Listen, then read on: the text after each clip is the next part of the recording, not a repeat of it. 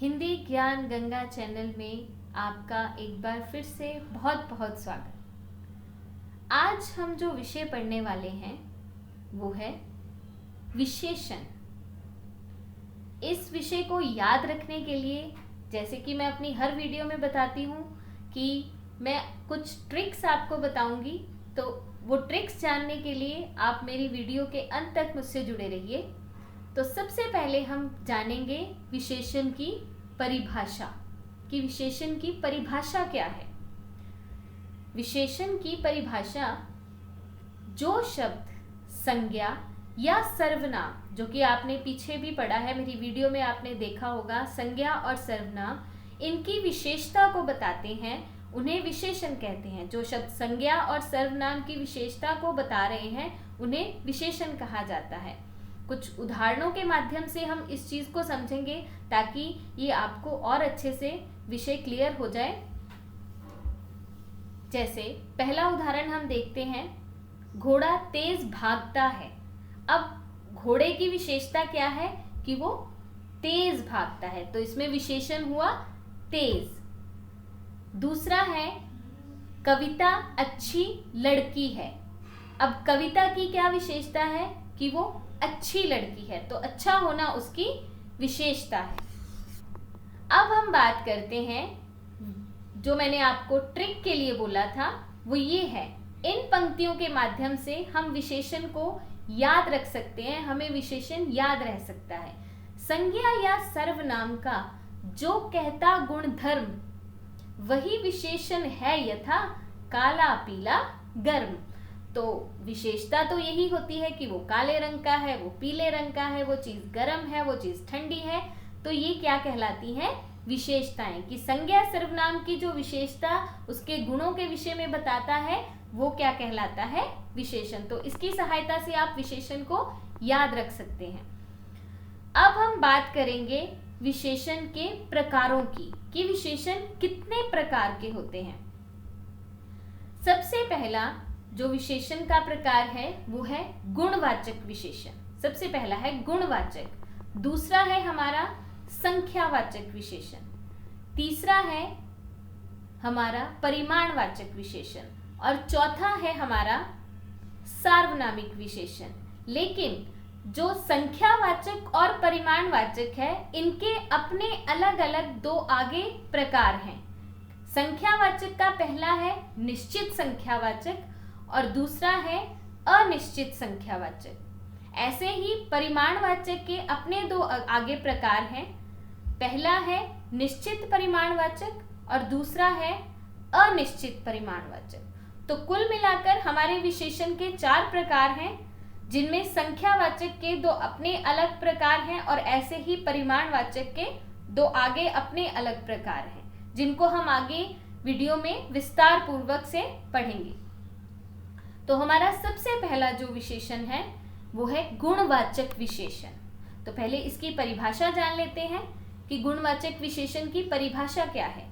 जो शब्द किसी व्यक्ति या वस्तु के गुण, दोष, आकार, स्थान, रंग, काल, दशा आदि का बोध कराते हैं उन्हें गुणवाचक विशेषण कहते हैं। कि किसी भी वस्तु के गुण भी बताए, दोष भी बताए, उसका आकार बताए, स्थान के बारे में बताए, रंग के बारे में, समय के बारे में और दशा के बारे में जो बताते हैं उनको हम गुणवाचक विशेषण में रखते हैं या उनको गुणवाचक विशेषण कहा जाता है। इसको हम कुछ उदाहरणों के माध्यम से समझेंगे।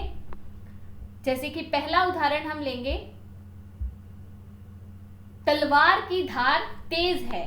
तो अब क्या है, गुणवाचक क्या है उसमें कि तलवार की क्या विशेषता है कि उसकी धार जो है वो तेज है, तो तेज उसका गुण है। उसके बाद दूसरा है नया कर्मचारी ईमानदार है, तो ईमानदारी भी उसका गुण है। इसमें दोष भी आ सकते हैं, इसमें समय के बारे में भी बात हो सकती है।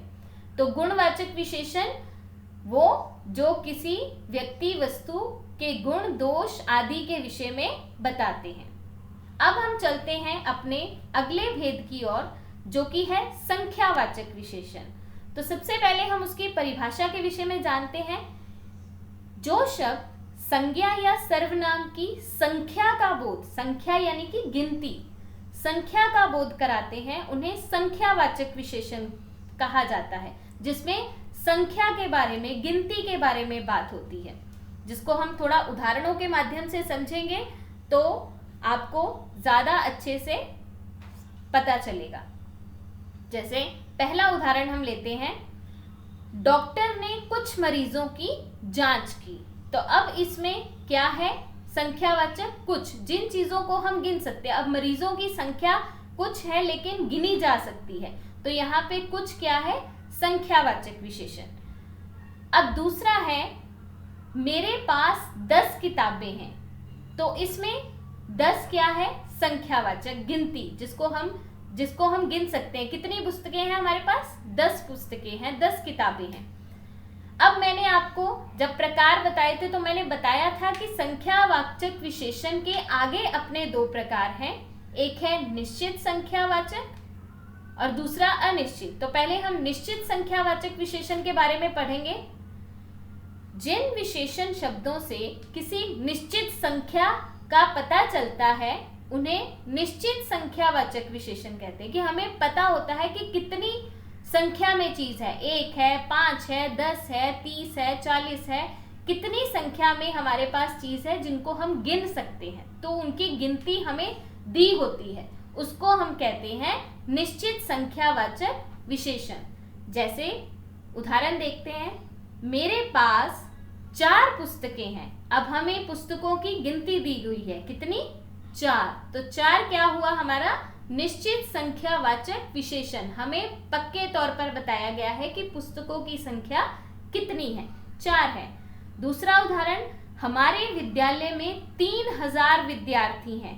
3000 की गिनती हमें दी गई है कि कितने विद्यार्थी हैं, 3000, हमारे पास निश्चित संख्या दी गई है 3000। तीसरा है, रोहन ने 10 सेब लिए। अब 10 क्या है, हमें गिनती दी हुई है सेबों की, तो ये क्या है, 10 क्या है, निश्चित संख्यावाचक विशेषण, कि जब हमें निश्चित रूप से संख्या बताई गई हो तो वहां पे होता है निश्चित संख्यावाचक विशेषण।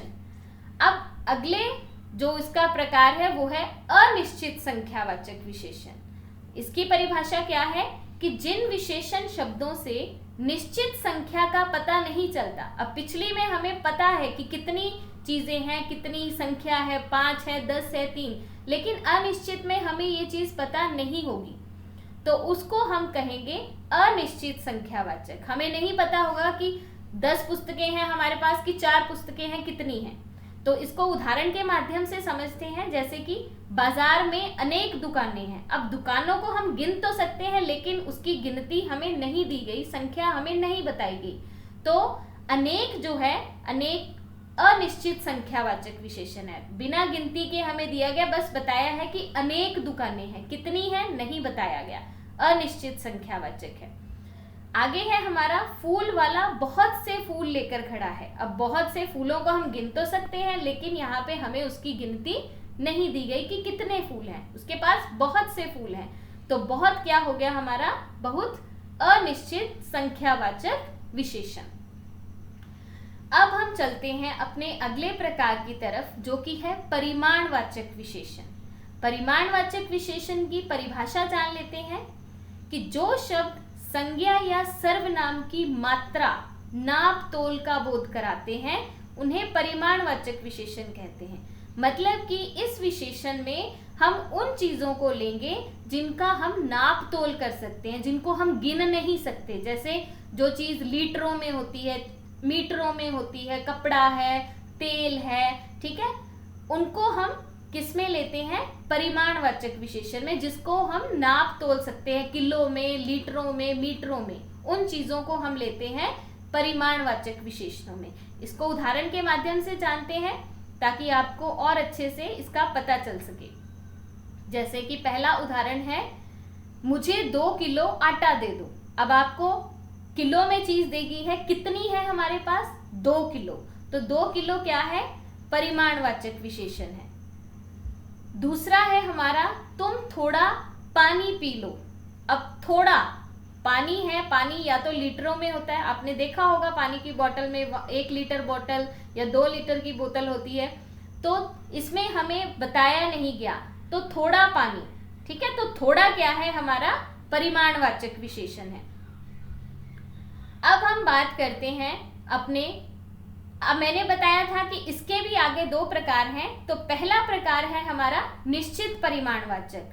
अब जैसे उसमें निश्चित संख्यावाचक था, अब इसमें निश्चित परिमाणवाचक है।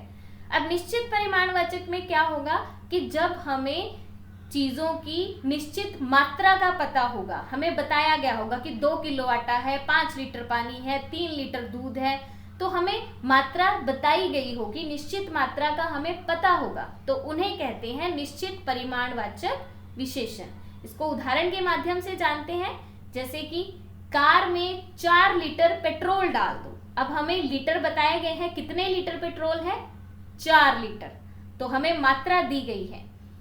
दूसरा है, मीरा ने सूट के लिए 4 मीटर कपड़ा खरीदा। अब मीटर है हमारे पास, कितने मीटर कपड़ा है, 4 मीटर, हमें मात्रा बताई गई है कि कितने मीटर कपड़ा है। अब हम बात करेंगे अनिश्चित परिमाणवाचक की। इसमें उसका उल्ट होगा कि हमें मात्रा का बोध नहीं होगा, हमें निश्चित मात्रा नहीं बताई गई होगी। तो जिन विशेषण शब्दों से किसी निश्चित मात्रा का बोध नहीं होता, उन्हें अनिश्चित परिमाणवाचक विशेषण कहते हैं।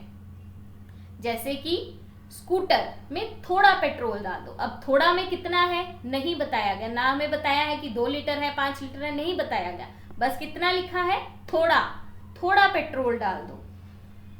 तो अगला है कुछ फल दे दो। अब कुछ में 2 किलो, 5 किलो, 3 किलो नहीं बताया गया, सिर्फ क्या लिखा गया है, कुछ फल दे दो, तो हमें एक पूरी मात्रा नहीं बताई गई। तो ये क्या होगा, अनिश्चित परिमाणवाचक विशेषण, कि जहां पे हमें मात्रा का निश्चित बोध नहीं होता, वहां पे कौन सा विशेषण होता है, अनिश्चित परिमाणवाचक विशेषण।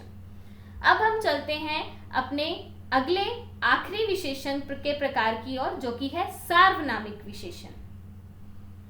सार्वनामिक विशेषण की परिभाषा, जब कोई सर्वनाम शब्द संज्ञा से ठीक पहले लगकर उसकी विशेषता को बताता है, तो उसे सार्वनामिक विशेषण कहते हैं। कि जब कोई सर्वनाम शब्द, सर्वनाम क्या होते हैं, मैं, तुम, तुम्हारा, ये शब्द जब संज्ञा से पहले लगकर उसकी संज्ञा की विशेषता को बताए, तो वो क्या कहलाता है, सार्वनामिक विशेषण। इसको उदाहरण के माध्यम से जानेंगे तो आपको और अच्छे से पता चल जाएगा। जैसे कि पहला उदाहरण हम लेंगे, वह लड़का प्रथम आया। अब लड़के की विशेषता है वह जो है सर्वनाम है, लेकिन वो लड़के की विशेषता बता रहा है कि वह लड़का, तो ये क्या हो गया हमारा सार्वनामिक विशेषण। ऐसे ही दूसरा उदाहरण देखते हैं, यह तोता बोलता है।